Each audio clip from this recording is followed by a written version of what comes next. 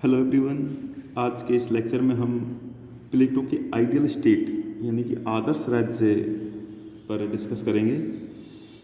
ये जो आदर्श राज्य है वो प्लेटो ने अपनी पुस्तक रिपब्लिक में वर्णित किया है और प्लेटो ने आदर्श राज्य के बारे में सभी तरह के विचार, जैसे उसका किस तरह से इसकी निर्माण होता है, उसका स्वरूप क्या है, वो उसका क्या वास्तव में एग्जिस्ट हो सकता है नहीं हो सकता, उसकी विशेषताएं क्या, सब पूरी डिस्कस किया रिपोर्ट में। लेकिन इस लेक्चर में आज हम आदर्श राज्य के बारे में ओनली इंट्रोडक्शन लेंगे कि क्या है, किस तरह का आदर्श राज्य होता है और प्लेटो के व्यक्ति और राज्य के बारे में क्या संबंध है। और साथ ही ये टॉपिक आपको पॉलिटिकल फिलॉसफी और पॉलिटिकल साइंस दोनों में ही समान रूप से महत्वपूर्ण रहेगा। इसमें इस चैप्टर को मैंने आदर्श राज्य को मैंने कई टॉपिक्स में विभाजित किया है। यहाँ पर भाग फर्स्ट का हम डिस्कस करेंगे। प्लेटो की बुक रिपब्लिक का मुख्य विषय आदर्श राज्य ही है।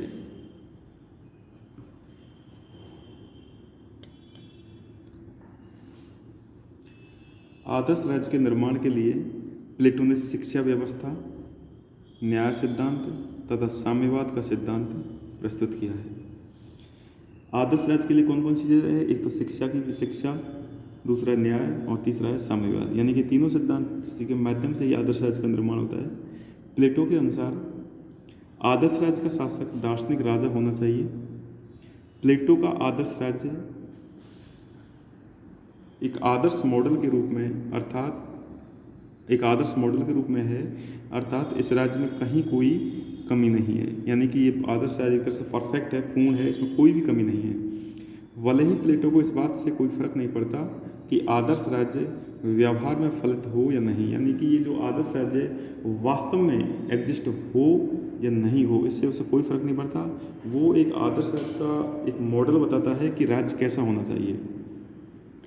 स्वयं प्लेटो का यह कहना है कि आदर्श राज्य सिर्फ शब्दों या विचारों में है तथा यह पृथ्वी पर कहीं भी एग्जिस्टेंस या उसका विद्वान नहीं है, एग्जिस्ट नहीं है। तो यानी कि जो प्लेटो ने आदर्श राज्य में बताया कि राज्य का कैसा स्वरूप होना चाहिए, राज्य कैसा होना चाहिए, तो उसने पूरा डिस्कस बताया है कि राज्य में किस तरह की व्यवस्था होनी चाहिए ताकि राज्य के जो नागरिक है वो एक तरह से पूर्णता को प्राप्त कर सके।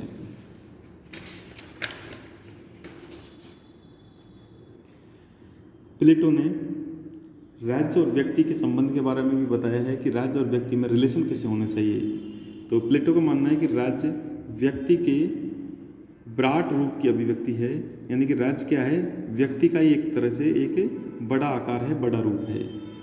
राज्य की चेतना तथा व्यक्ति की चेतना दोनों में एकता पाई जाती है। प्लेटो के अनुसार क्या होता है? दोनों की चेतना एक ही है, क्योंकि प्लेटो का ऐसा मानना है कि राज्य का निर्माण उसमें रहने वाले व्यक्तियों के चरित्र से होता है।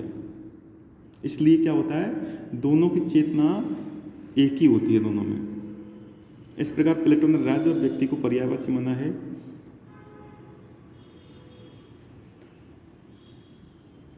राज्य की चेतना राज्य के सदस्यों की चेतना है।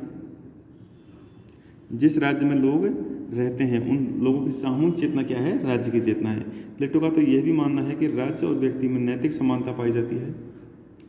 क्या मानता है प्लेटो? कि राज्य और व्यक्ति में दोनों में एक तरह से क्या है? मॉरल इक्वलिटी पाई जाती है, यानी कि नैतिक समानता पाई जाती है। राज्य और व्यक्ति के उद्देश्यों और हितों में कोई अंतर नहीं है तथा कोई विरोधाभास भी नहीं है। प्लेटो के अनुसार अच्छे जीवन की प्राप्ति का उद्देश्य ही व्यक्ति और राज्य दोनों का उद्देश्य है। प्लेटो के अनुसार व्यक्तिगत जीवन यदि अच्छा है तो एक अच्छी राजनीतिक इकाई का निर्माण हो सकता है और साथ ही अच्छे राज्य में ही अच्छे नागरिकों का निर्माण संभव है। ठीक है, तो प्लेटो ने राज्य और व्यक्ति में कैसे संबंध माना है कि एक तरह से राज्य व्यक्ति के विराट रूप की अभिव्यक्ति है। राज्य की चेतना और व्यक्ति की चेतना दोनों में एकता होती है। और क्यों होती है एकता? क्योंकि जो राज्य की चेतना है वो राज्य के सदस्यों की सामूहिक चेतना होती है और दो राज्य और व्यक्ति में नैतिक समानता भी पाई जाती है। इसलिए राज्य का हित और व्यक्ति के हित में ना तो कोई अंतर है और ना ही कोई विरोधाभास है। प्लेटो का ये भी कहना है कि एक अच्छा जीवन कैसे प्राप्त किया जाए, ये दोनों का ही उद्देश्य है, व्यक्ति का भी है और राज्य का भी है। प्लेटो ये कहता है कि व्यक्तिगत जीवन यदि अच्छा है तो हमें एक अच्छी राजनीतिक व्यवस्था प्राप्त होती है और अच्छे राज्य में ही, अच्छी राजनीतिक व्यवस्था में ही अच्छे नागरिकों का निर्माण संभव है। इस तरह से प्लेटो मानता है।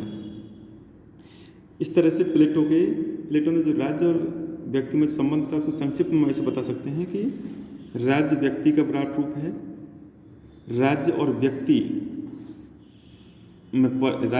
पर्यायवाची है।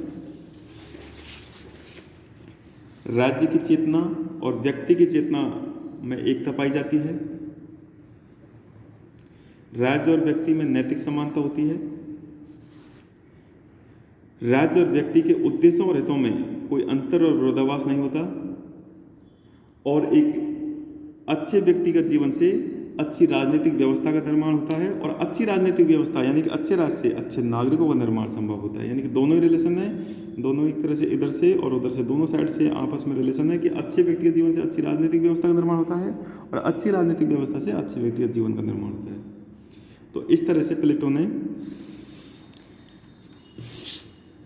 एक तरह से बताया है कि आदर्श राज्य कैसा होना चाहिए। तो इसलिए उन्होंने पहले व्यक्ति और राज्य दोनों में रिलेशन को बताया है।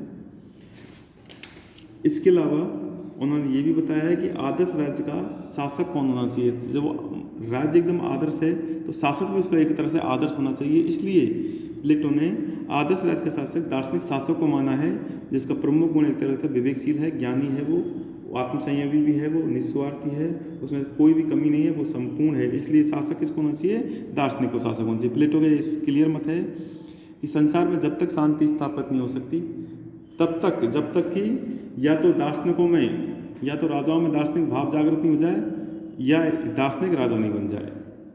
तो यहाँ पर क्लियर है कि जो राज्य आदर्श है तो उसका शासक भी कैसा होना चाहिए? आदर्श होना चाहिए। इसलिए आदर्श राज्य का शासक प्लेटो ने दार्शनिक राजा को बताया है या बनाया है। तो आज के इस लेक्चर में इतना ही। Thank you so much.